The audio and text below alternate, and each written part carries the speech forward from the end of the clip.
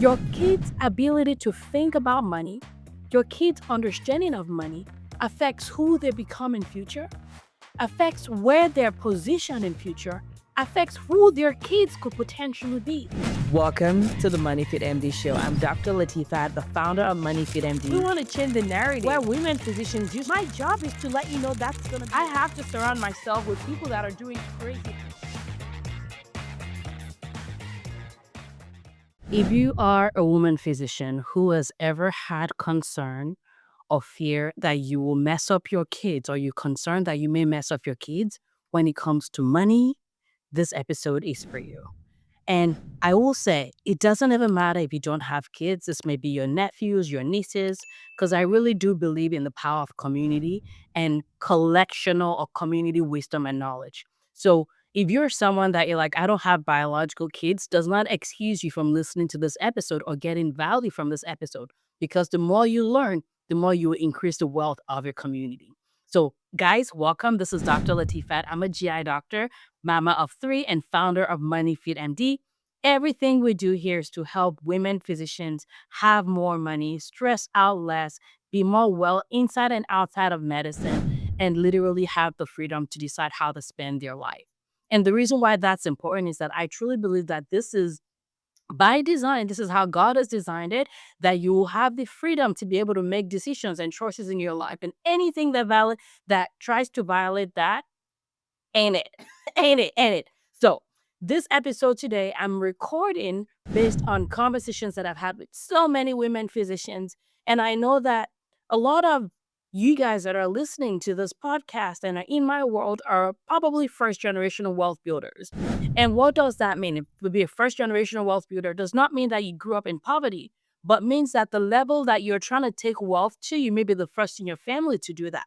Maybe your family were like hardworking, blue collar, or whatever other color there is out there, but the amount of money that you're talking about is not something that people in your family normally talk about. The desires that you have, maybe you're not there yet, but you're like, I want to be a 8-figure net worther. I want to be a multi-millionaire. I want to have my first 7 figures before I turn 40. Maybe this is conversation no one else in your family has had, because for them, maybe it was like, if they actually earned a gross of $1 million in their entire life, it would have been a win. And so these are conversations that may be hard for you to have in other places, but also the way that you are now having to deal with and manage your relationships, your parenting, your auntieship, like whatever that relationship with the next generation, your mentorship, whether you're an attending, you work with fellows, you work with residents, you are part of building the wealth of our community, because now this is knowledge that you can pass on to the next generation. One of the women inside of the Money School, for those that don't know Money School, the Money School is a community of like-minded women physicians that we created to help women learn money, grow their finances, create their rich life. You want to normalize not just talking about money in a shame-free, judgment-free zone, but we also want to normalize talking about the challenges that you're having. And your heart's desire, you're like, you know what? I don't want to work full-time. I want to work part-time. I want to take a sabbatical. All of that. Like, we have created a community for you where that is normalized. And if you're like, where you at? Go to moneyfitmd.com/money school and you'll be able to get a lot more information about it. But one of the physicians that joined us a couple of months ago, one of the things that she had shared when she joined us was she just hides. And that may be you. Like, she hides. She doesn't really want to talk about money. She was doing some things well, even before joining the Money School, but she was literally living a life that was half butt chick. And if you've been on my podcast or listened at all, you know what I talk about, the 2 butt chicks, which is your ability to live life in fullness, in authenticity, in completeness of who you are, without being afraid of or letting fear drive your actions, or being afraid of the consequences to the point where you're limiting yourself. And so when she came in, she literally wasn't living life with 2 butt cheeks. And for her, we've been in our community now for the last couple of months. She's been making moves, learning money, making adjustments. But what is also changed is her energy and how she relates with the trainees that she works with. Now she's bringing books into the resident lounge, where they're now bringing books that can actually help the residents. She's now having conversations about money, teaching people about how to build their real estate investment and all those things she never even thought about. And I'm sharing this to say that regardless of where you are right now, change is possible, number one, but also we're not limiting the whole conversation about children to your biological children. It may be people that you're mentoring the next generation. Okay. So if you're a physician, you're an academic center, this absolutely is for you because it affects how you mentor the next generation. Okay. So much of the knowledge we get is like scarcity based, limitation based, not enough based, and all of that. And let's change it all. Okay. So, one thing that I found is this: as women that are building wealth, as women that are leading, being the CEO, becoming the CEO of their finances, again, you may already be there, you may be starting, you may be contemplating, whatever you are in that stage of change, it doesn't matter.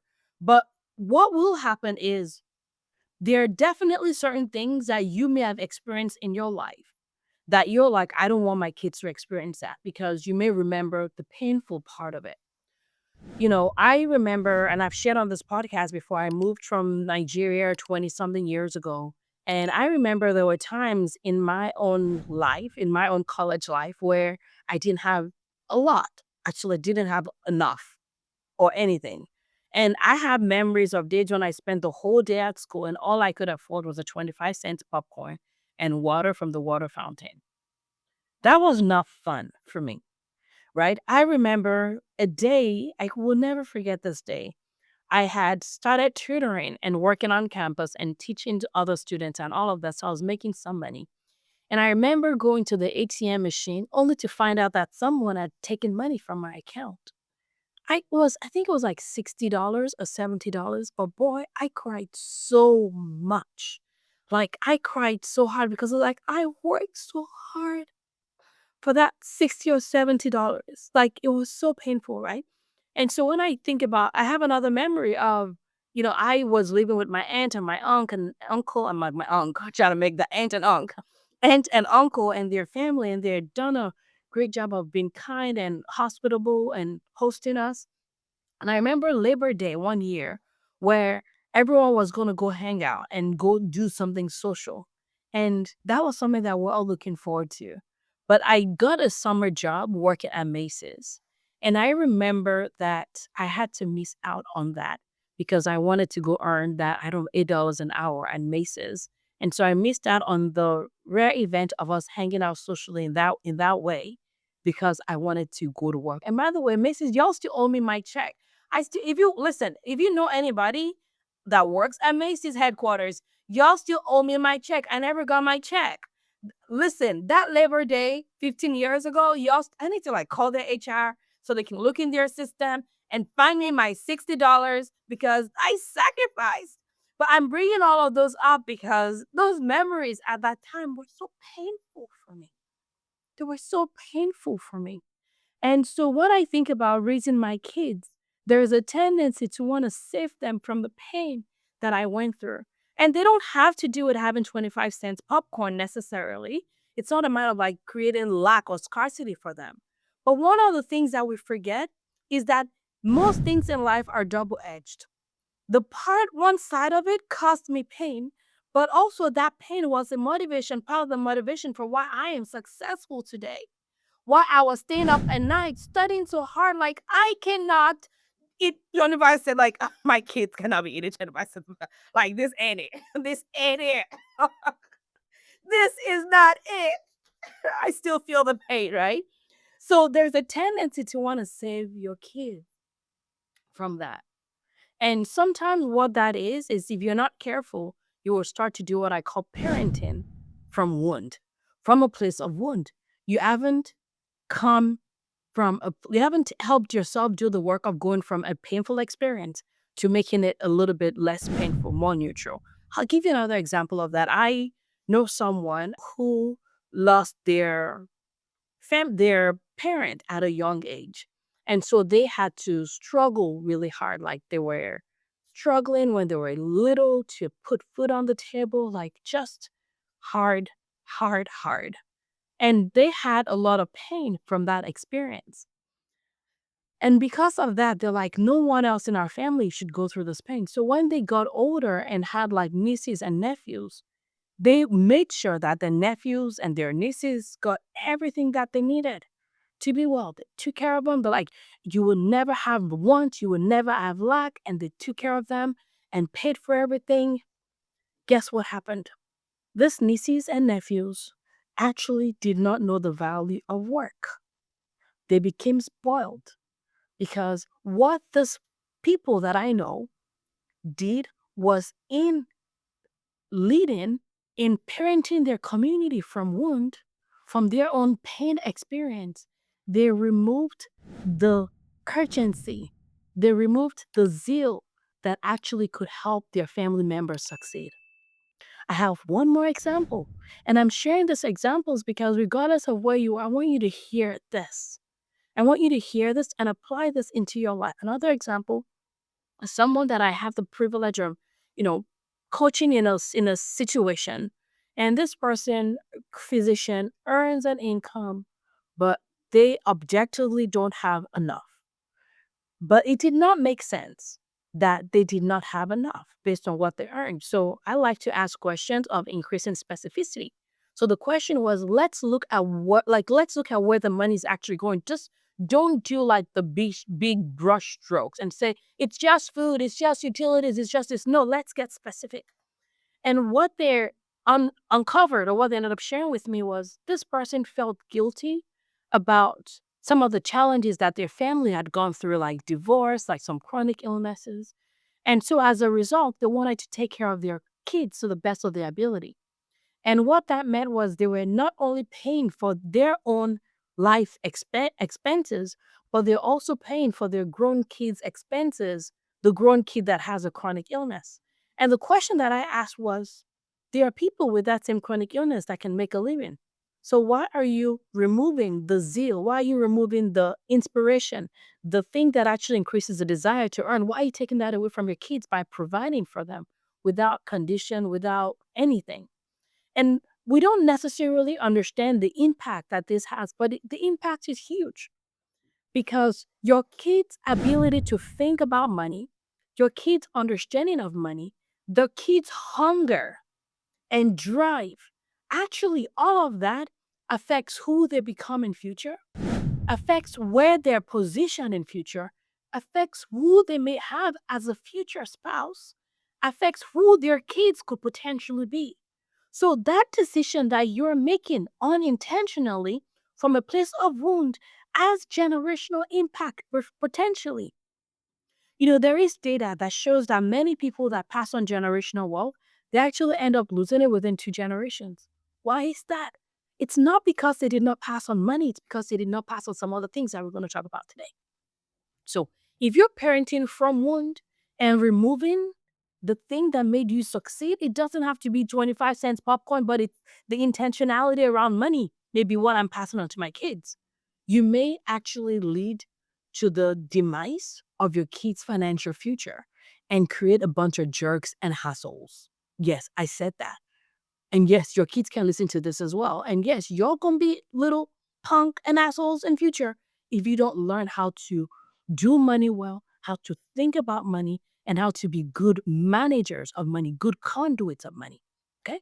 That's number one, from a place of want. Number two is this, especially if you're not someone that grew up with money. And I know this kind of like pisses me off when I hear people that passed on money from generations go, I pulled myself up from the bootstraps, or I did it by myself. I'm a what's it called? I'm a whatever entrepreneur. I'm a whatever business person. And the reason why it annoys me is because, somebody gave you a bunch of millions that became the seed and part of what actually helped you succeed. So what you talking about that you pulled yourself up from the bootstraps and all of those stuff. And I talk about my privilege. I have privilege too, right? So, but the thing is that stuff like grinds my like grinds my grind or whatever. I'm short of words today, but y'all got what I'm talking about. And I think it is actually a misunderstanding. It is a misunderstanding from what you wish you had. You wish that someone gave you money too. I wish that someone paid my own med school tuition. I wish I did not have student loans on all of that. I wish that. However, the reason why it is true that you may be misunderstanding generational wealth is that you have been taught to think that generational wealth is actually the dollars. That can be very, very helpful. And there's huge value and privilege and benefit from starting out with not having student debt. I wish that it was my case. I had student debt. By the time I totaled out my debt, I had like $200,000 in debt at that time. Now I got more debt. I got more debt, but it's an asset and they're cash flowing and they're taking care of themselves and I'm not over leveraged. Those are the cautions that I had. Those are the boundaries that I have in place. Okay. And if you need to like rewind that part and take notes of those things that I mentioned, that's how I think about that. Right. There are assets, they're cash flowing, and your primary home is not an asset. It's an asset. It's cash flowing. That means it takes care of itself. I'm not over leveraged. Okay. Those are the things to keep in mind. But back to what I'm talking about is understanding that you may be misunderstanding generational wealth. And so when it comes to generational wealth, there are the bad things you can pass on to your kids. You can pass on your bad habits. You can pass on being greedy. You can pass on debt that is not that's not good debt, for lack of a better term. Those are I'm not talking about that. I'm talking about the good things you can pass on to your kids. And all the good things you can pass on to your kids when it comes to generational wealth in a wholesome perspective, money is actually the lowest level. Okay. Money is like if you think about it as like 1 to 5, not that there's a 1 to 5, but that last number is actually dollars. Money is the lowest. Right. And I want you to start understanding that. And I'm telling you that as a money coach, that money is like should be the least important part of what you pass on to your kids. Because if you don't pass on wisdom, if you don't pass on some of the other stuff we're going to talk about, you may actually be screwing up your kids. So take note of that. So those are the main two things to keep in mind of why you may be doing this wrong. Right? There's guilt, there's shame, you had maybe separation, divorce. You're like, I wish I had chosen the better person. Let's see if people don't change. Let's see if you like, you know the future. You tried your best, didn't you? Right? You did. So let it go. Right? Or you're like, man, I work so much. And now you're like trying to parent from guilt by over giving them gifts. Right? So just keep that in mind. So what are 3 things that I want to share right now that I believe will be helpful so that you don't screw up your kids?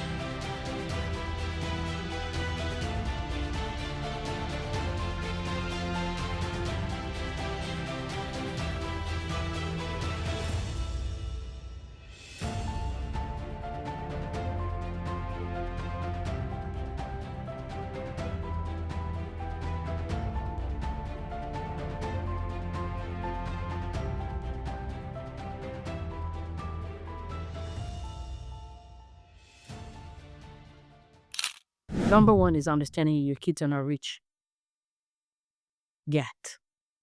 They ain't. You may be, you may be working on it, but they ain't. So under your roof are 2 socioeconomic classes. There's yours and there's your kids. And the reason why I say that is not that I want you to put your kids in a space of lack. No, that's not what I'm saying. But as a physician, there are certain things that you may enjoy. There are certain times you're like, you know what, I'm just gonna like put my legs up. I'm not like, I'm gonna like order takeout, I'm gonna do all of that. But keep in mind what lesson or message your kids may be getting from that if you're not intentional about communicating your wise thought process. And I will give you another example of a physician. This is a woman physician who, again, grew up without a lot of finances. And she's like, I want to do better for my kids. I want to do best for my family, my next generation, all that. And she had a family member that was staying with them that she loved with her whole heart. And because of her own pain, quote unquote, that she had had before, she wanted to rescue this person from there. So they took care of him, like, just be fine, be good, go to school, take care of herself. Next thing you know, homie starts driving a car that's better than my friend's car, right? And before you know it, he actually became complacent when it came to money, and because he did not get the other lessons that he needed to make sure that he was a good manager and a good way of thinking. So he did not get the money thinking, the money mindset, did not get the financial wisdom, right? So understand that under your roof, you may be rich, but your kids are not rich yet. There are times when we go on vacation and our kids are like, why is it like you guys are the ones that always have the bigger room, the ones with the best views? And it's like, because we work and we earn. And I'm intentional about work because work is a good thing. Work is work. I don't want my kids thinking I'm just going to like click, click, click, and money will poof.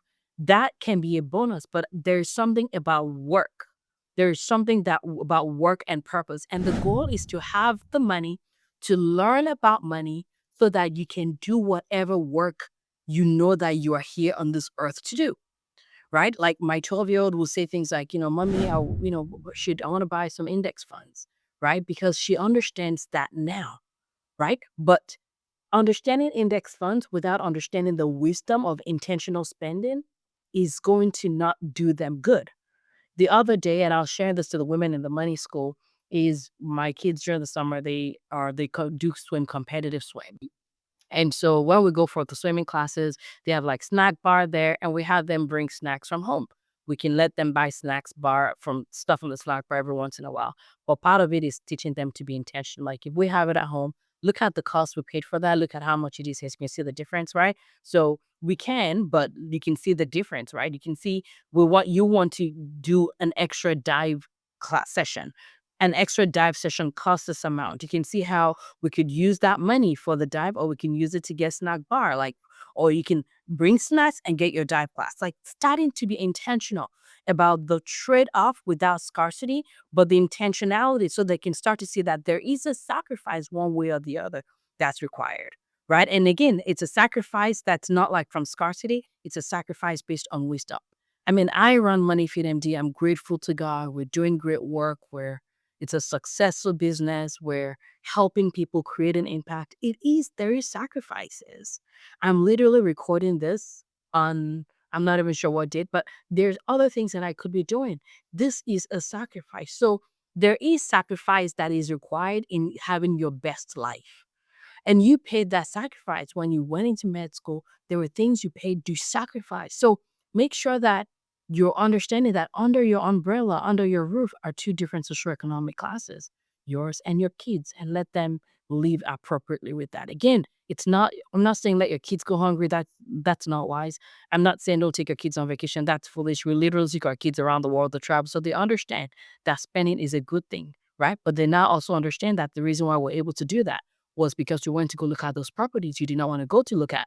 That's where the money comes from. So connecting how money happens to them. Even like stock market, your kids can start to understand that that toothbrush they're using, that toothpaste they're using, it's a company. They can become part owners of that, right? You can start to teach them the principles that no one will ever take from them. And it's something that, people refer to as like portable wealth. Regardless of the recession, regardless of what zip code they're in, they can take this wherever they go. So number one is your kids ain't rich yet. Don't stop trying to make them think that they are when they're not. You may be, but they're not. All right, you may be, but they're not.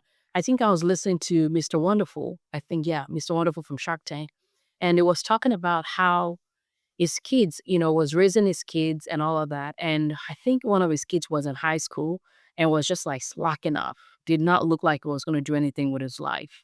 And one day his kid came, I was like, oh yeah, I was talking to blah, blah, blah. And they talked about the trust fund and how much they have in their trust. And it's going to be theirs at this age. So dad, what do I have? And he said that moment where he was like, I am about to destroy this child. I'm about to destroy this child. So it was had a conversation and said, you have nothing. Your mother and I do. You have nothing. This is what I'm going to do is I'm paying for your school. That's what you get as your generational whatever. That I'm giving you, I'm paying your education. And with the rate that you're going, I'm not even sure you're going to get to that point. And that shifted this child's that conversation, that come to Jesus moment. And it doesn't have to come to the come to Jesus moment. You can literally teach them before then so that, you're not waiting until when they get to college, it's already not too late, but you've already had like 18 years that you could have passed on real generational wealth to them that you did not. So that's number one. Number two is you want to add a little bit of resistance. And maybe resistance is not the right word, but I'm going to break this down a little bit more. You want to add a little bit of a break, like a slowdown between. So when people are using cards, the credit cards especially, there is data that you're more likely to actually overspend. That is true. No matter how badass you are, there's less thinking.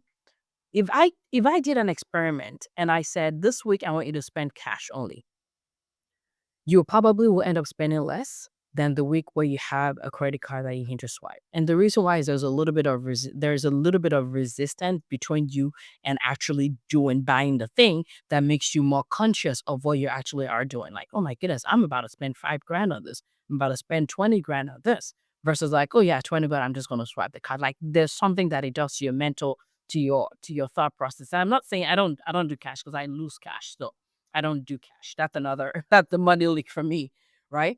But my point is let there be a little slowdown between them and the spending.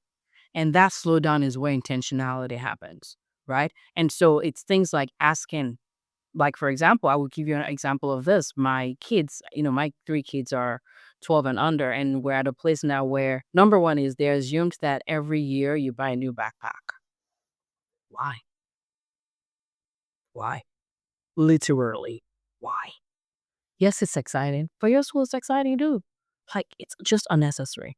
It's unnecessary. It's unnecessary. It would be nice too, but it's just not, it's just unnecessary, right? That's my thought process. So right now, we wanted to buy a backpack. So I'm like, okay, guys, I want you guys to get new backpacks. Who needs a backpack or who wants a backpack? They're like, well, two of us could use new backpacks, but the third one, she got hers like 9 months or so ago, and it's fine. It's working well. It looks good. There's nothing wrong with it. So we bought two backpacks, not three.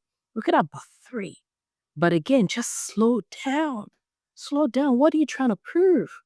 That you're successful? How do you define success? I define success as time. Time is success to me. I can spend the time, literally 3 hours a day, there at swimming, and I can spend that time with them, right? I may be working while they're swimming. I may be working on my computer. I may be writing, but the bottom line is I'm there. We can have dinner together pretty much almost every day, except for when I'm away from home speaking or doing like locums. I do locums about 7 days a month. That's the clinical work that I do right now. Right? Nothing. And I will share this with you guys, and I heard this definition, I think it was from Myron Golden, but I shared this definition with, I think it was him, but if it's not him, I credit whoever made it up or came up with it. But I told my members the definition of freedom, and I'm going to share that with you in case it helps. I define freedom as nothing to gain, nothing to lose, nothing to prove. And when you start parenting from a place of freedom, nothing to gain, I love my kids.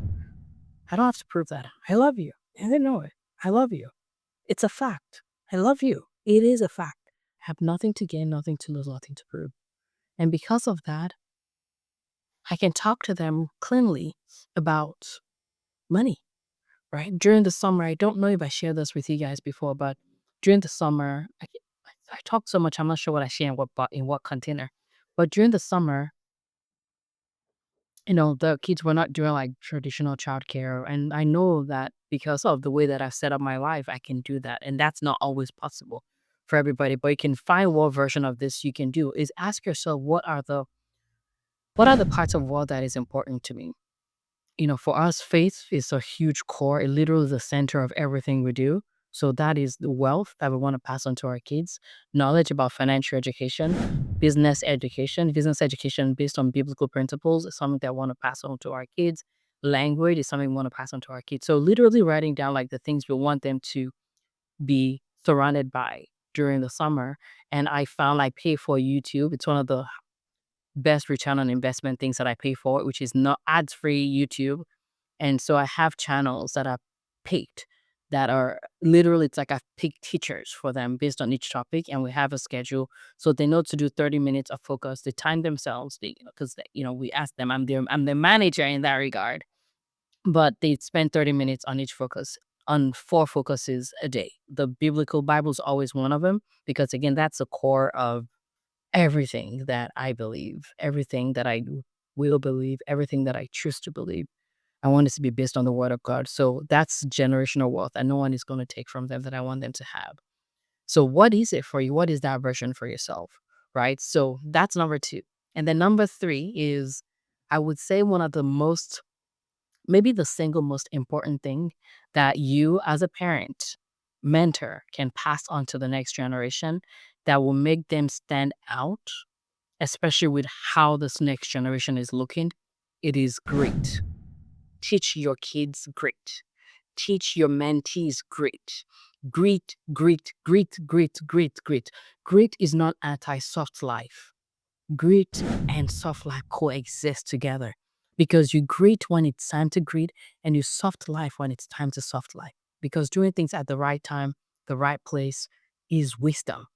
So, anyways, I hope this is helpful. These are 3 things that I believe will help you not screw your kids up when it comes to their finances and building generational wealth. For us, we want our kids to be wealthy in the expansive way, but part of that is we have to model it. We model it not perfectly, it's imperfect, because imperfection is part of what we're teaching our kids. We model it imperfectly. We coach our kids. Parenting is coaching, mentorship is coaching more than teaching, it's coaching. You find the thoughts, you help them change it. You need to do that until they become, and then you move on to the next thing until they become. That's why I think it's so like time. I keep coming back to time, and that's why money and time is so correlated. The point of money is to help you have more time, right? The point of being intentional about where your money is going, the point of being invested into the future, all of that is so that you can have time, so that you can pass on things that no one will ever take away. So that regardless of where your kids choose to be in this life, next, they may decide to move to another country. With the way the world is, if you look at history, places like Rome, were like the center of the world before, but now it's no longer the case. So you cannot assume that the nation you live in is going to be the way it looks forever. But then the question is this: what can you teach your kids? How can you raise your kids so that regardless of what's happening, they know how to build wealth. They have portable wealth because you've taught them about money. You've taught them about how to think about money, how to give money, about not attaching their identity with any other stuff, to be good when they have plenty, to be good when it looks like there isn't plenty, to find joy regardless, to know how to find their who's, to know how to network, to know how to build relationships, to know how to give even before they receive. These are all part of wealth building. And in my opinion, this is actually real parenting. So I hope this has been helpful. If this has been, I would love for you to leave us a review on whatever platform it's here on YouTube, on the podcast platform you're listening to. That would be great. But also, you can take this and share it with anybody that you think would benefit. I truly believe that these kinds of wisdom are the things that no one is really teaching us when we are as women physicians, but it really can be the deal breakers when it comes to whether we screw up our kids versus not. And if you listen to this episode, I know that you're a good human and you don't want to screw up your kids. And I hope this has been helpful. Love you guys. See you in the next episode.